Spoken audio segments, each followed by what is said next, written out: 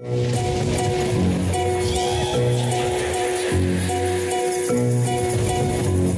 TVCRA est au cœur des préoccupations des gens d'ici depuis plus de 45 ans. C'est donc un honneur pour moi de soutenir et de contribuer à l'essor de la télévision communautaire de la région des Appalaches. Bon visionnement.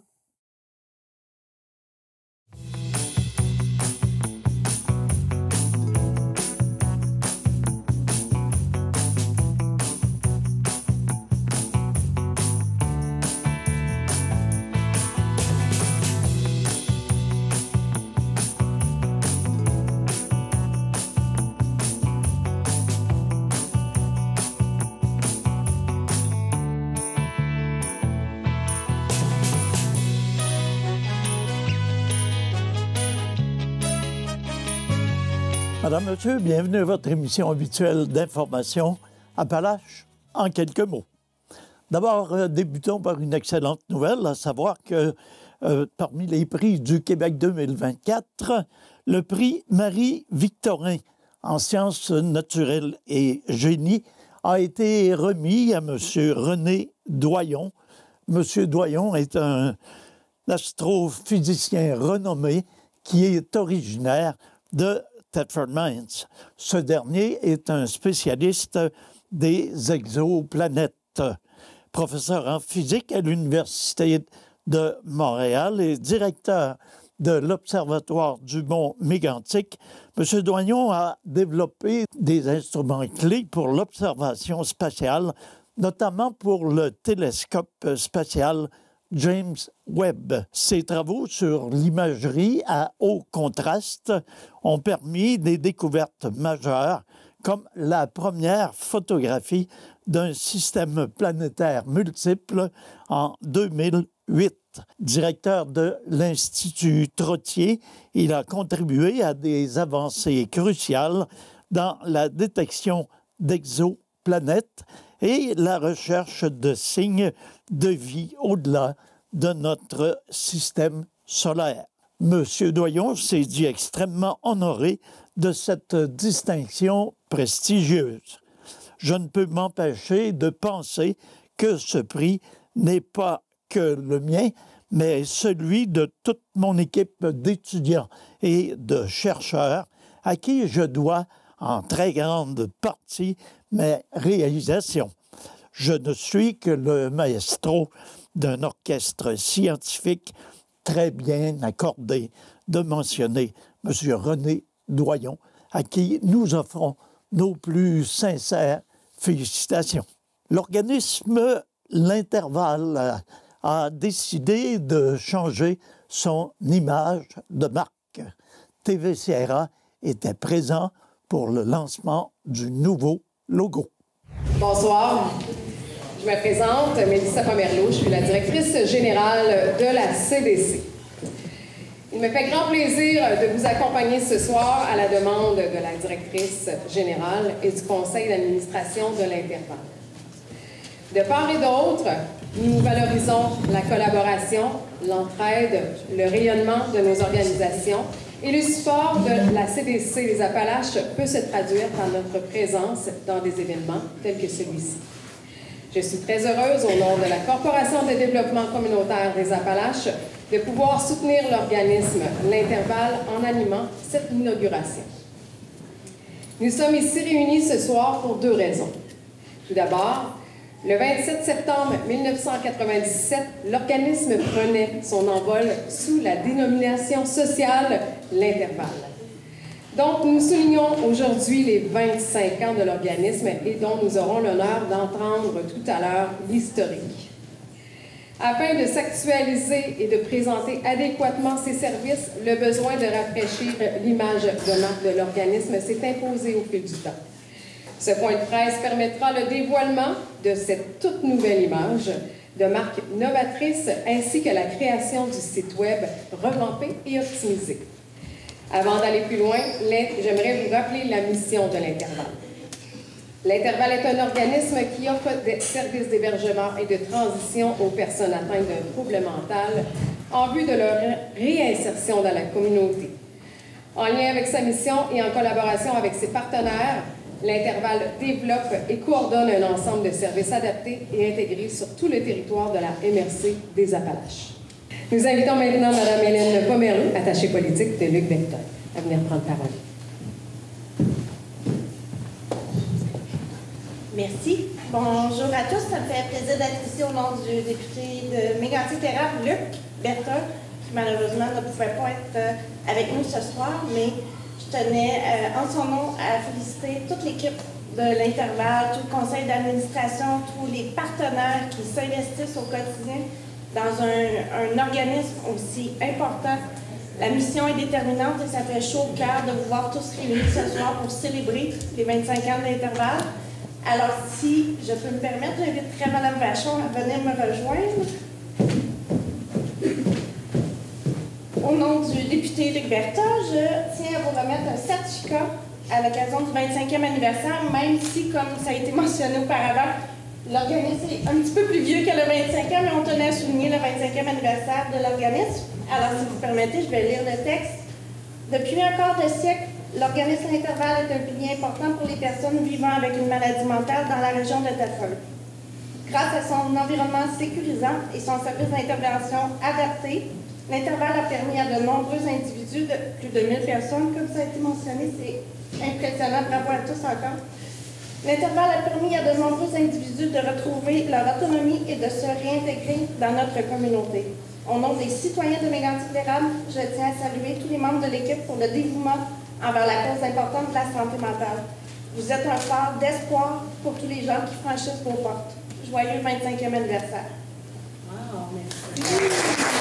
Alors, bonsoir à tous. Il me fait particulièrement plaisir de m'adresser à vous ce soir. L'Intervalle a sciemment choisi la date du 10 octobre pour inaugurer sa nouvelle image de marque, c'est-à-dire la Journée mondiale de la santé mentale, et ça dans le cadre de la semaine de la sensibilisation aux maladies mentales. Vous pourrez profiter du cocktail dînatoire pour rencontrer et échanger avec tous les acteurs qu'il y a dans la santé mentale de notre MRC. Depuis plus de 25 ans, notre organisme a grandi, évolué et accompli de grandes choses grâce à votre soutien. À chaque étape, nous avons su relever les défis, nous adapter aux changements et rester fidèles à notre mission. Cependant, après un quart de siècle, il était temps pour nous de se moderniser, de se rafraîchir. Pour bien souligner cet événement, nous vous dévoilerons sous peu le nouveau logo qui incarne l'accompagnement, la douceur et l'expertise de notre équipe professionnelle. Je ne pourrais passer sous silence la contribution significative de la Fondation Donald Grenier qui a rendu possible ce projet et qui nous a menés à la nouvelle image de marque. Pour ce faire, nous avons fait appel à une entreprise qui nous a inspiré confiance, Moonlight. La communication et la collaboration ont toujours été au rendez-vous. Nous avons côtoyé une équipe dynamique, accueillante et ouverte à nos demandes. Leur connaissance du communautaire a été un bel atout dans la compréhension de nos besoins. C'est avec plaisir et fébrilité que j'invite maintenant Danick Sévigny à se joindre à moi pour dévoiler la nouvelle image de marque ainsi que la présentation du site web. Et là, sans plus attendre, le nouveau logo. Mélissa, je pense qu'on peut même tourner le roll-up. Donc, la nouvelle image de marque, après plusieurs heures de travail, Martine, on peut le dire, l'intervalle qu'on voit ici, l'élément central, c'est les deux L qui sont ensemble. Puis qu'est-ce que ça évoque, Martine, un petit tantôt, on parle notamment d'accompagnement lorsque vous accompagnez les usagers justement à travers leur cheminement, leur processus. Et ce qu'on voulait faire derrière tout ça, c'est avec les L en lettres attachées qui se tiennent comme ça, c'est qu'on voulait créer un certain mouvement. Le mouvement, c'est la progression derrière tout ça. Donc le mouvement, on voulait vraiment le mettre de l'avant. Encore une fois, ce qu'on cherche souvent à faire, c'est que parfois, c'est trop facile de tomber dans des clichés, d'avoir un logo qui est très arrondi, très funky, mais dans le cas de l'intervalle, c'est important d'avoir un certain équilibre également. Donc oui, on se permet d'être assez funky dans les lettres avec les L attachés, mais on vient se rasseoir sur une base d'un équilibre qui est plus stable avec un mot qui est plus carré dans le pouce, vous voyez ici. Bonjour Martine, je peux me permettre. En tout cas, bravo pour cette belle rencontre, pour le lancement de cette nouvelle image de marque. Et en tant que nouvelle directrice, je voudrais bien savoir quelle serait votre ligne d'action. Est-ce que vous allez aller plus dans la continuation de ce que Mme Dosti a fait ou bien plus dans l'innovation avec des services qui sont plus adaptés? Je pense que la ligne de conduite, présentement, c'est on va conserver les fondations. On a des belles fondations qui ont été mises depuis plus de 25 ans, on l'a entendu. Donc, les fondations sont solides. La mission, elle est solide. Fait qu'on va garder cette fondation-là, mais en lui donnant un petit air de jeunesse. On va mettre un petit peu d'innovation, tout en respectant toujours nos résidents, les usagers. C'est vraiment pour eux qu'on est là. Donc, on va s'adapter à eux, à leur réalité, à leurs défis. Fait qu'on va vraiment y aller selon les besoins de notre clientèle, je pense. En tout cas, merci beaucoup. Une dernière question. Je voulais juste savoir, selon votre expérience, ce que vous avez pu faire avec votre travail pour les personnes qui ont la santé mentale, quel est, en un mot, ce que vous apportez personnellement de votre expérience? Ce que j'apporte de mon expérience auprès de mon travail, écoutez, je pense que c'est... j'ai envie de dire que c'est réciproque, mais on parle de résilience peut-être, hein? De résilience et de prendre le temps. Parfois, dans la vie d'aujourd'hui, hein, tout va vite et j'apprends beaucoup d'eux à prendre le temps, m'arrêter, puis en le pratiquant, on donne l'exemple, puis on est capable de mieux l'enseigner par la suite. En tout cas, bravo encore et puis belle continuation à vous. Merci. La semaine dernière avait lieu au centre-ville de Thetford la marche pour la soupe de la solidarité. L'équipe de TVCRA était sur place pour réaliser ce reportage.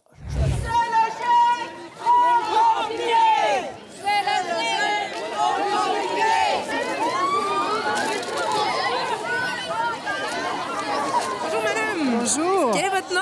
Monique Laberge. Et pourquoi c'est important pour vous d'être ici aujourd'hui à la marche? C'est une question de solidarité.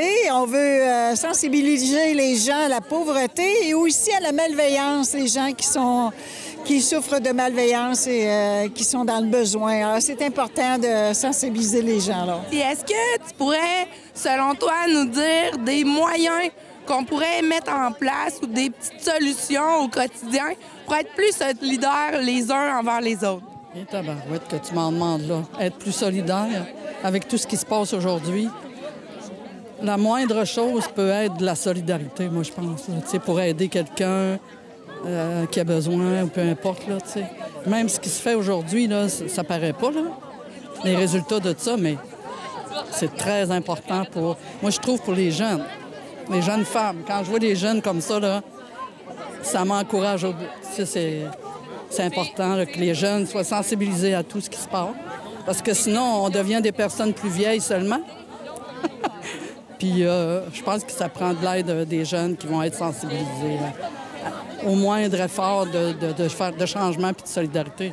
Puis je pense que des événements comme aujourd'hui, c'est un petit rappel de se dire qu'il faut aider notre prochain puis essayer de se soutenir là, les uns les autres. Et puis de lutter contre la pauvreté des gens qui ont plus de difficultés. Puis, tu sais, c'est tout le temps là, hein? C'est présent. Fait que on lâche pas, hein? Donc, je suis maintenant en compagnie de Mme Laurette Dubuc. Donc, Mme Dubuc, pourquoi c'est important de participer à la marche de la solidarité aujourd'hui? C'est pour aider les gens. Puis j'adore ça, faire sa marche-là. Toutes les années, je viens. Puis je suis bien contente de ça. Une belle participation. Puis aujourd'hui, en plus, on est choyé, il y a un beau soleil. Oui, on est bien. Bien, je vous souhaite une belle marche. Donc, en promenant avant le départ de la marche, j'ai eu la chance de croiser une nouvelle employée du Centre d'action bénévole de Beaulac-Garbé.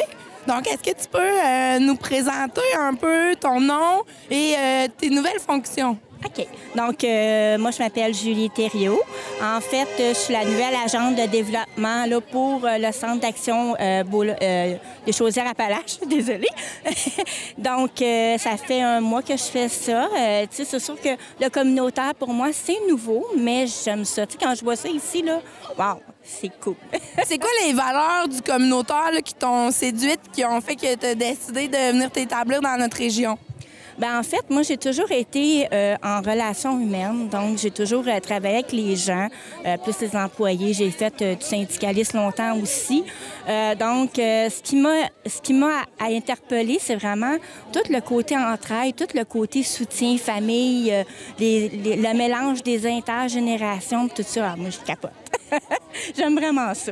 Ah, ben, ça nous fait plaisir d'avoir fait ta connaissance, puis on souhaite que tu sois heureuse dans notre communauté. Bien, merci! Le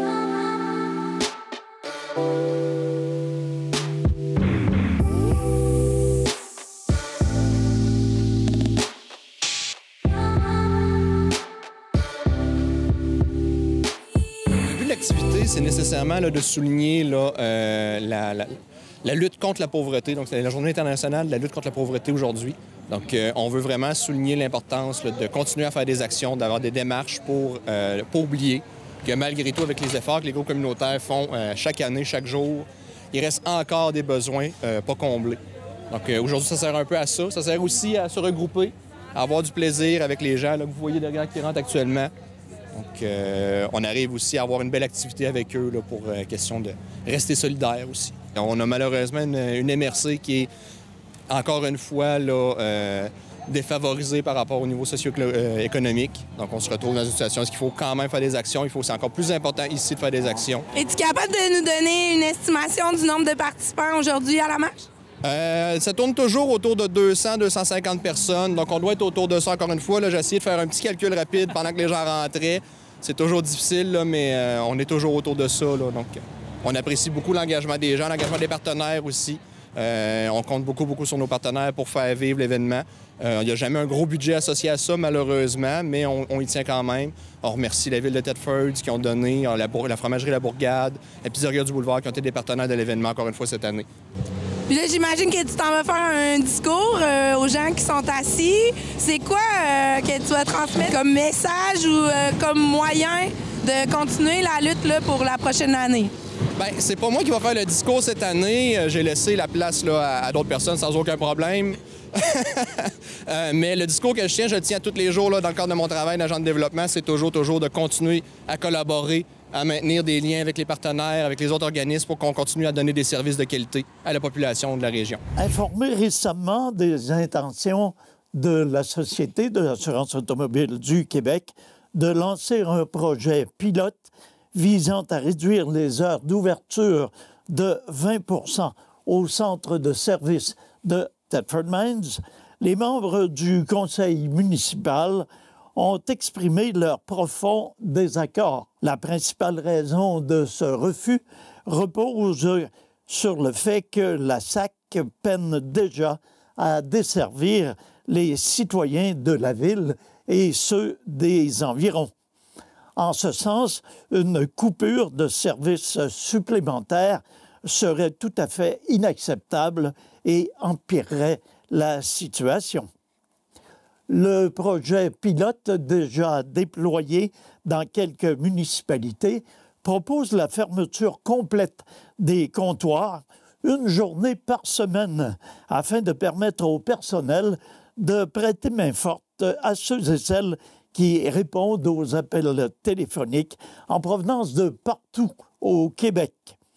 Le maire de la ville de Thetford, M. Marc-Alexandre Brousseau, a déclaré « Notre bassin démographique justifie amplement d'offrir ce service gouvernemental 5 jours par semaine sans obligation de prise de rendez-vous ». Selon M. Brousseau, la situation qui prévaut rend inconcevable la mise en œuvre du projet pilote. Il a poursuivi en affirmant que depuis que la SAC a lancé son site Internet, les commentaires d'insatisfaction sont nombreux. Les gens ont beaucoup de difficultés à s'inscrire en raison des problèmes techniques ou à trouver des plages horaires disponibles. De plus, ils n'ont pas la possibilité de se présenter sur place pour recevoir des services sans rendez-vous. Régulièrement, ils sont même invités à se déplacer au centre de d'Israéli paroisse pour obtenir une réponse plus rapide à leurs demandes. Considérant que l'offre actuelle ne suffit pas à la demande, je crois qu'il est impensable de réduire les heures d'ouverture de notre succursale, de déclarer le maire Brousseau au nom de tout le conseil municipal. Des rencontres ont eu lieu avec les personnes chargées de mettre en place le projet localement et les modifications apportées sont trop mineures pour que nous puissions l'appuyer. Notre objectif demeure que nos citoyens accèdent plus facilement aux services offerts par la SAC, a conclu le maire Brousseau. La Société d'aide au développement des communautés de l'amiante a célébré en grand son 40e anniversaire d'existence. En effet, c'est lors d'une soirée des plus festives que les administrateurs et les membres de l'équipe de la SADC de l'amiante ont souligné les 40 ans de l'organisation le 9 octobre dernier. D'anciens employés et administrateurs, de même que des partenaires anciens et actuels, ont pris part à ce 5 à 7 mettant en lumière tout le travail accompli depuis les 40 dernières années. C'est avec beaucoup de fierté que nous avons regardé ce qui s'est fait depuis les tout débuts de notre organisation. Il faut dire qu'il s'en est passé des choses depuis 1984. Un nombre incalculable de projets et d'entreprises ont été soutenus par la SADC au cours de cette quarantaine d'années. En prêt seulement, notre apport dans la région s'élève à plus de 57 millions de dollars. Et c'est sans compter les sommes investies dans le développement économique local. De mentionner Mme Nathalie Patry, directrice générale de la SADC de l'amiante. Quant à M. Yannick Brochu, président de la SADC de l'amiante, il a déclaré qu'on ne peut pas dire de quoi seront faites les prochaines années, mais je crois qu'on peut se permettre de rêver d'être encore là à soutenir notre milieu dans son développement économique pour au moins 40 ans minimum. Les célébrations du 40e anniversaire de la SADC de l'amiante ont également permis de rendre hommage à une figure importante de l'organisation, mais aussi de la région, M. Raymond Simon, qui a été à la présidence de la SADC pendant pas moins de 30 ans et qui a cédé sa place à M. Yannick Brochu en juin dernier. Se retirer après 30 ans de présidence, ce n'est pas rien. Ce sont beaucoup de souvenirs, d'expériences et d'amitiés qui sont tissés au fil des ans et des rencontres. Plusieurs années ont passé depuis que M. Raymond Simon a accepté la présidence de notre organisation. C'est avec passion et conviction qu'il s'est battu pour que la région soit porteuse d'aussi beaux projets et qu'elle soit aujourd'hui reconnue pour son passé minier, mais aussi pour son présent bien vivant et son futur florissant, de mentionner le nouveau président, M. Yannick Brochu. Alors voilà, c'est ce qui met un terme à notre émission pour cette semaine. C'est Nelson Fecteau qui vous remercie d'avoir été des nôtres. Je vous invite à être à l'écoute la semaine prochaine pour une émission semblable. À tous et à toutes, une excellente semaine. Prenez soin de vous et prenez soin des vôtres.